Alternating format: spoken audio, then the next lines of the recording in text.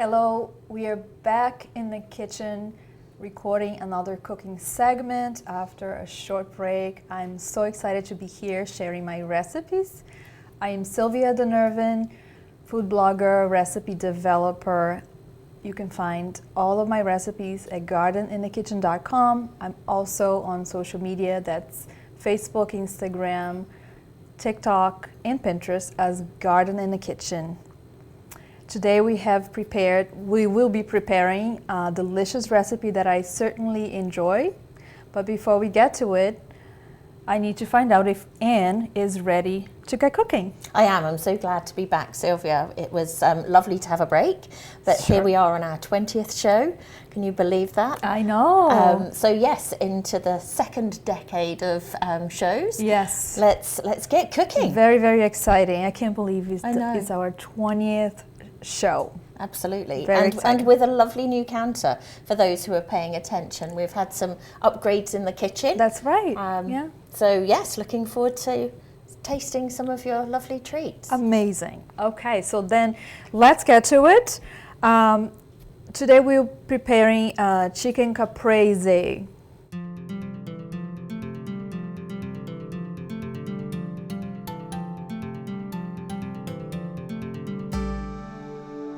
I feel like we can never have enough chicken recipes.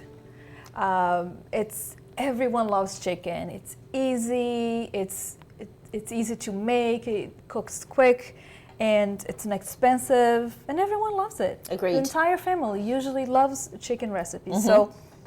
So, for those of you who love your chicken meals, but we tend to cook the same things over and over and over, right? This is an easy recipe that's very simple, very few ingredients, but very colorful and delicious. So we have 4 chicken breasts here.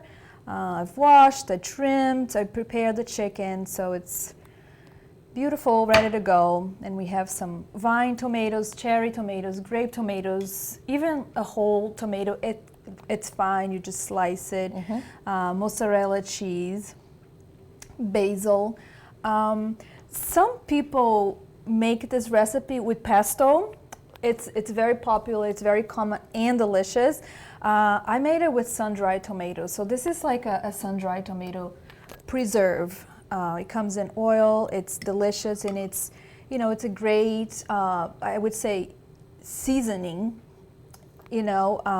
for beef and chicken and whatnot. So I've been using a lot of, if you follow me along, you will see that I've added a lot of recipes lately that uses the sun-dried tomato preserve. Okay. And this is one of them, and you will see how it adds so much flavor to it without the need of a ton of ingredients. Excellent. So, shall we get to it? Please, yeah. All right, so let me transfer our chicken, sorry, not the kitchen, the chicken here so we can season. So we're gonna season this chicken, and that's gonna be salt, pepper, and the sun-dried tomato on both sides. Okay. So I have pepper here, salt, and I have on the recipe description a half a cup of the sun-dried tomato. So that's just kind of like just an idea, but you can add more or less. Mm-hmm. You can play it. Just enough to spread across the chicken. Oh yeah, and can I have you spread in Sure, this? And absolutely. while I get started here, because we're going to saute this chicken on both sides, Mm-hmm. and then we'll finish baking it in the oven. So the first step is right here. Let me get started, our skillet going. And I'll add some oil to it. So, excuse me, I gotta reach over here. I gotta add some oil to the skillet. Okay. Just 1 to 2 tablespoons, enough to just cover the bottom of the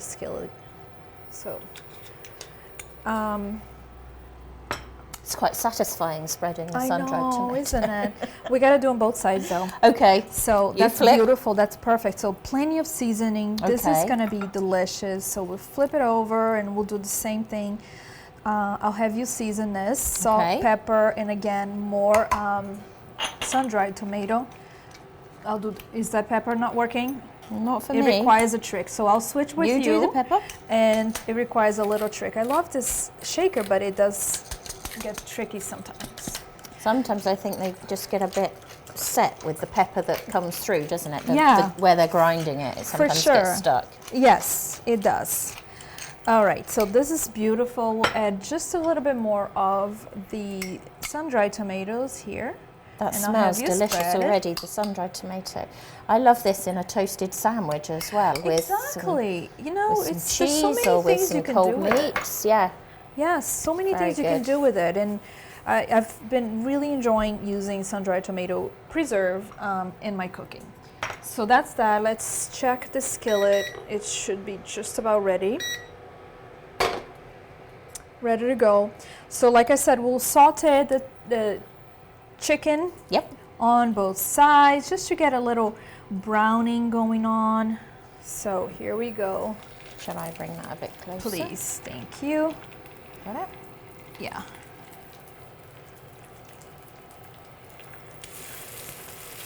That's beautiful. And there's the sizzle that we all wait for. I know, it's great. What I have been doing a lot lately on my recipes, if you check my website often, you probably have noticed, I have been linking all of my pots and pans and tools, the exact things that I use, because I get that question quite a bit. Lovely, yeah. You know, what is your instant pot? What is the slow cooker you use? Yep. What skillet do you recommend? So I have been linking the exact tools and appliances that I use. So people can recreate their own kitchen at home. So right on the recipe post, it's I've changed the structure a little bit, so it's very informative, and it's got the frequently asked questions, and it has now all of the tools that are linked. Fantastic. If I can link ingredients, I will. Okay. Also, you know, especially if it's like an ingredient that's not easy, commonly found and stuff like that. Okay. So that's new, and people seem to be loving it. Let's grab some of this delicious sun-dried tomato and add to it. Let's not waste. No, It's absolutely. so delicious. No. So on that note, Sylvia, I do love that you often give alternatives. So, Yes. you know, if there is an ingredient that is not so readily available, we can switch it out for something else. Yes. And it doesn't change up the flavour of the meal detrimentally. We can still enjoy the same flavours. Right. That's usually something that you will always find in all of my recipes, the substitutions, options, variations. In this recipe, like I have mentioned, it's very common to use pesto. Yes. So, you know, if for some reason sun-dried tomato isn't your thing, or if you have pesto in your fridge and you just want to use that up, this is a great substitution. But, you know, for the rest of the recipe, because, oops, that went right on my shirt. For the rest of the recipe, you know, caprese is tomato and mozzarella and basil, so that combination, so that one, you want to keep it the same, because that's what the recipe is about. Okay. Okay, this is looking wonderful, but we do need to cook it for, let me increase the temperature here to 325, and what we're looking here is to brown both sides of the chicken and kind of have like nice crust, that out layer crust that's browned. Obviously the middle of the chicken will be not fully cooked, so that's why we will finish this recipe in the oven. But it's very simple, and you will want to use a skillet that is oven safe. Okay. So you don't have to dirty two pans. So make sure you use a cast iron or some type of skillet that is oven safe. You know, not the one with the rubber handles. You want to stay away from those. Usually my cast iron are my go-to for like the majority of my recipes, just because they're so easy to transfer, reliable. It's great to for the heat, you know, cooking at the same speed and everything, and they just last forever.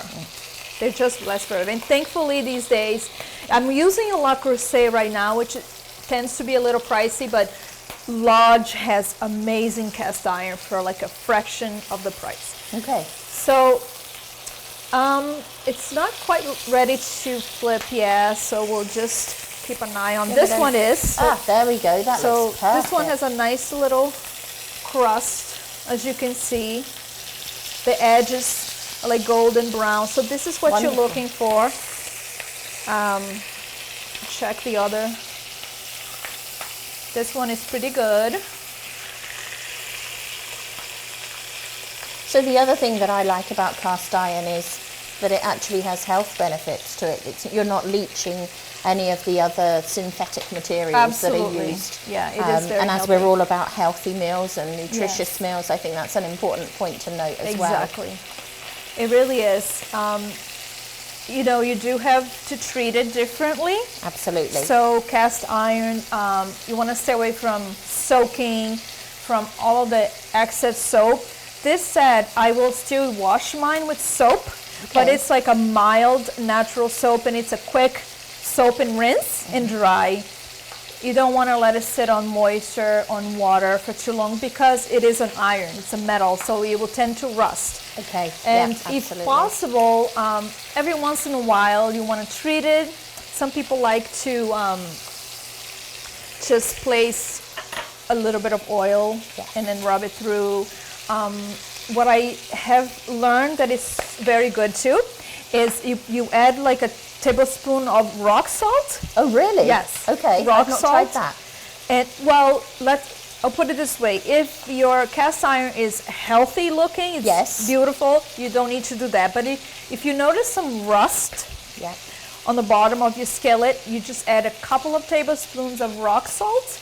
And then you take a paper towel and you just scrub that rock salt all over the pan. That should remove that rust that you might find in your pan that say you haven't used or treated in a while.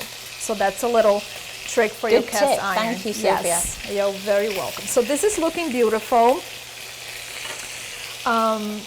It's exactly the way I want. There's an outer layer of crust. It's looking beautiful. It smells wonderful. Smells delicious. What I am going to do now is, while this finish up cooking, we're gonna cut some of the tomatoes and the mozzarella. Okay.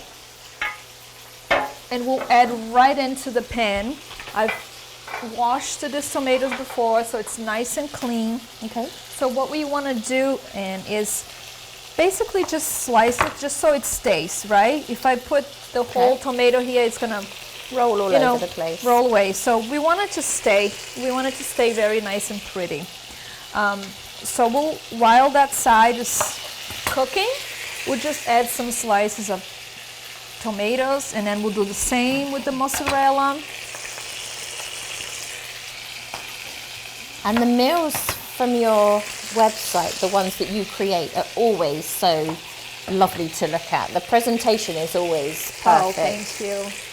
I feel like we eat with our eyes first. You know, if the dish is beautiful and vibrant, you tend to want to eat it more. Absolutely. But it's a great go-to for if you're hosting with friends. Absolutely. Oops, lost escaped one. tomato. It escaped. So we've got runaway. a few tomatoes here. We'll do the same with the mozzarella. I slice it in half just so it stays. And it's very simple. All you want to do is just kind of cover each chicken breast with tomatoes and mozzarella. And then we'll put this in the oven to finish cooking. And what I did on the actual recipe, if you can look on the website, it looks so pretty. I added the extra tomatoes onto the sides because they will blister, and it's so yummy and juicy. And so pretty. I do like to eat with my eyes. So that's that. You can add extra mozzarella. How is it looking so far, Ann? Does it look good? It looks wonderful. Yes, yeah? Let's add all this beautiful extra mozzarella here because it will be so amazing after. Okay, so we're good. Canceling this. Looks beautiful. Really does. Everything's in. So I'm going to cook this in the oven at 400 degrees for about 15 minutes. And then we should be ready to go. We'll take a break and we'll be back to finish this dish and taste it. Wonderful.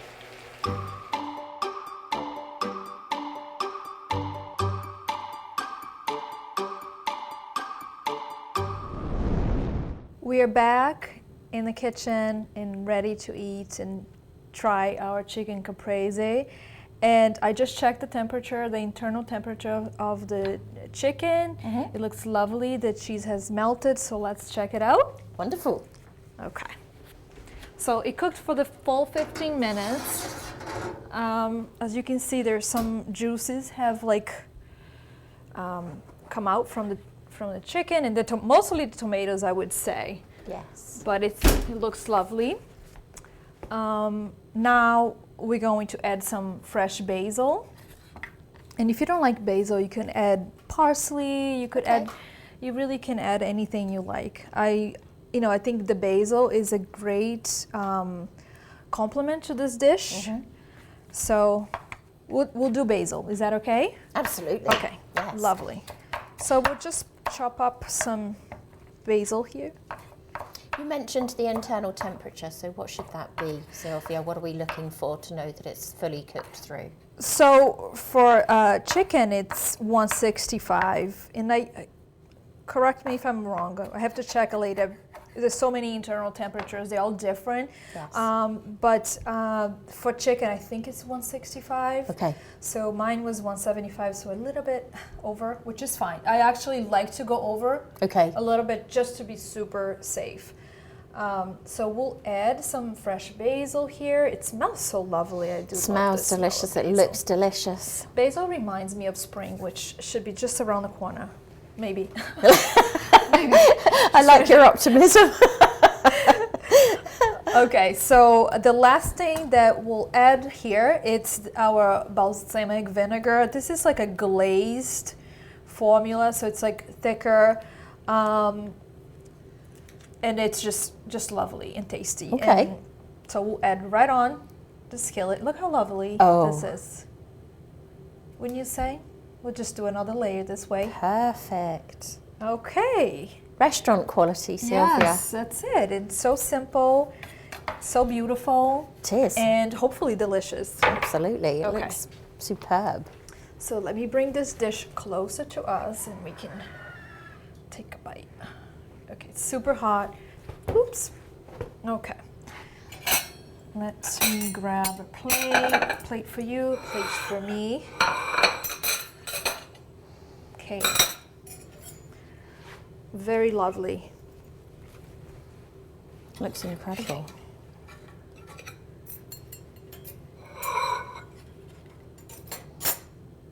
And you can serve this with rice or just a side salad or the quinoa salads that we've made. Quinoa salad is delicious, yes. There's just so many ways you can enjoy this, depending on what you're looking for. If you want like a whole side of carbs, you could add pasta. Pasta would be amazing with this too. Or rice. And it would soak up some of those delicious juices as well. Yes, if I were to serve pasta with this, I would just keep the pasta simple with olive oil and just a little bit of oregano, and just like you said, and just soak up the juices and add on top of it. It would be amazing. So let me serve myself. Okay. And we can try it.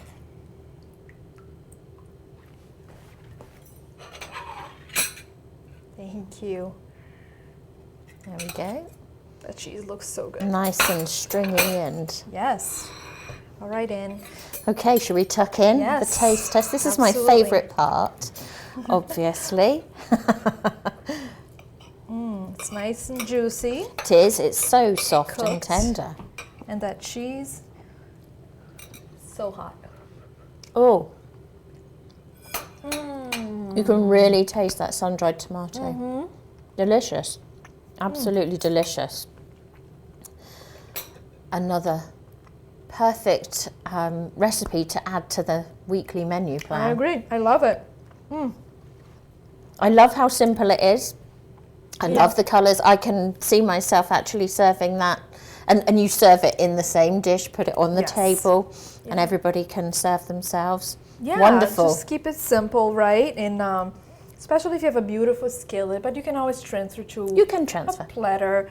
It's fine. But, you know, the idea is it's still a simple meal to create, but it's just beautiful. You can create this recipe for your family, but also if you're having guests and you just don't want to spend all of your time in the kitchen, you know, that's sometimes it's a little tricky when you're having friends over and you want to chit chat and you want to, you know, but you don't want to spend all your time in the kitchen, but you also want to make something nice and, you know, delicious. So this should be a recipe that fits most. It fits most, yes. Yeah, absolutely. Well, congratulations on 20 shows. Thank you. Thank you. I shall look forward to enjoying it. Awesome. And thank you so much for watching this episode of the Garden in the Kitchen Cooking Show. We are happy to be back in the kitchen cooking, and you just stay tuned for the next episode.